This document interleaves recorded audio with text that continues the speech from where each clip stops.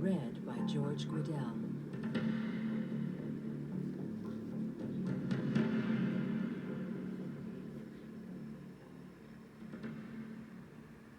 $19.99. Reproduction, revelation, redemption, resumption. Yes, and that is the first chapter of the final book on audio. It's exciting, it's great, I love it, and I'll probably start over from the beginning when I'm finished with that book. But anyway, so let's talk about the case of the severed finger. Fingers and effigies and things like that have always been important to me in my life. I think that's why I have collected so much stuff and just like random, weird oddities and things throughout my life. So I got a lot of stuff, and these are kind of like a, how should I say, kind of like the evil eye, okay? So you have your severed finger or your chicken bone or whatever you decide to wear around your neck to ward off all the evil spirits. And all I'm doing here is, making the length of my finger and making sure one side is flat, the cut side, obviously, and the other side is going to be rounded like the fingertip.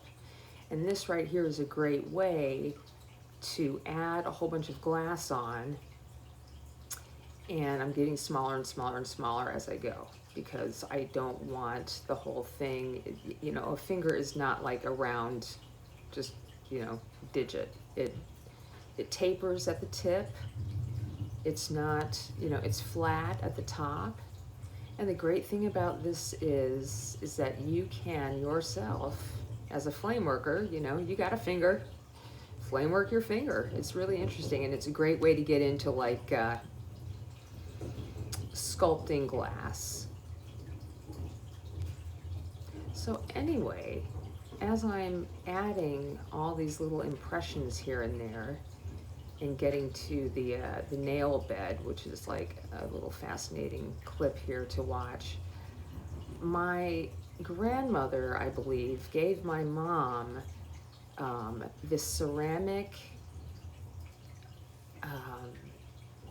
like Day of the Dead hand. It's like just a skeletal hand, and it sits on a table, and its pointer finger points out, and I think my grandmother used to call it the nose picker.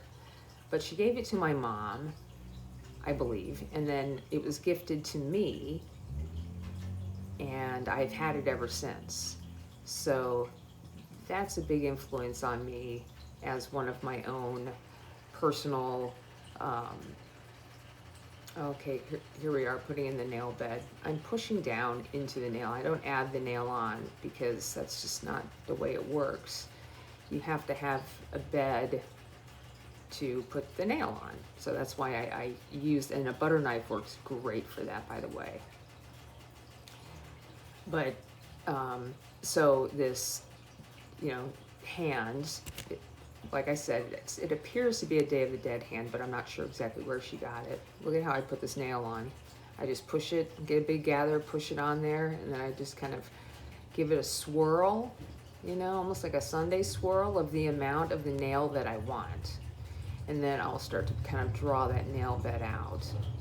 So anyway, real quick, I'm just really happy to have like this beautiful heirloom from my grandmother or my mother, or both of them, to pass down to an already chosen member of the family. And I'm just pulling, I'm like pressing and pulling that nail out gently as I go to lengthen the nail. I just want to always heat the top, because if you heat that bottom part, the nail will start to flatten towards the skin part, and you don't want that. You want to have a nail sticking out like a true nail does. And then I'll work on the nail bed here a little bit and get these areas in. Yeah, I love this kind of stuff. So I'm actually going to start doing more of this, and this will be on some kind of, it'll end up, when I have enough of these types of videos that are more like personal work to me, the weird stuff like this, I'll make a playlist. I don't know what we'll call it, but you know, we'll figure something out.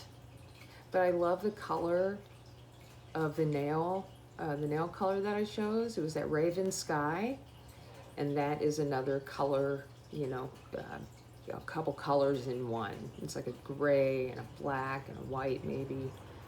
But I'm just going to continue to shape this up. I'm so happy that I decided not to have an intro where I talked. I just needed a day to sit down and just work. And I just happened to have the camera rolling and was like, oh, I might as well throw this up there for my friends that enjoy to see something like this being made. And of course, you can always fast forward if you can't handle this bloody part. Now, at the end of this video, I'll show the finger off, but I also make these bones, so sometimes it's funny to have like just half of a, I cut half a bone and I just stick it in there. That looks awesome too. But I didn't do that for this one. Maybe I will, and I'll throw it in there later just to for fun. Now I'm just wrapping this red glass on the end, and when the piece is out of the way, what I'm doing is rolling the edge of it on the marvering table that I have up there, which I really, really love. As a flame worker, as a lamp worker, with the kind of work I do, having that little tabletop graphite pad really helps out. And then this is where I just slop a little bit on, and I'll take my tungsten pick and I'll just rake that glass down. And here I'm doing a sloppy job. I think I'm, maybe in my head I'm like, hurry, hurry, hurry. And you should never do that. You always take your time. I'm a pusher. I definitely, I'm a pusher. Anyway, so aside from being a pusher, I will push some lines in here and kind of get rid of that skin that looks like I pulled it down a little bit. Not too much, but just enough so you can get the gist. And I just continue to go in and make it look like my finger. And this bottom part where the crease is, you really want to make sure it's in the right spot, or the finger will not look right. It's where, you just want to, make it the size of your finger and go from there. Use your finger as your guide.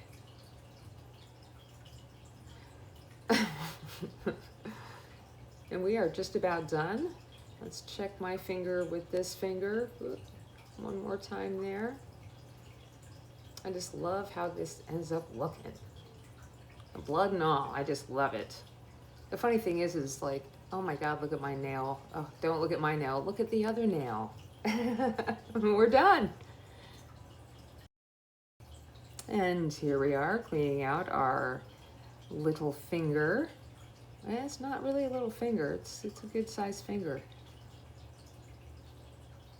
Be careful when you do this. Just make sure you're safe. Voila.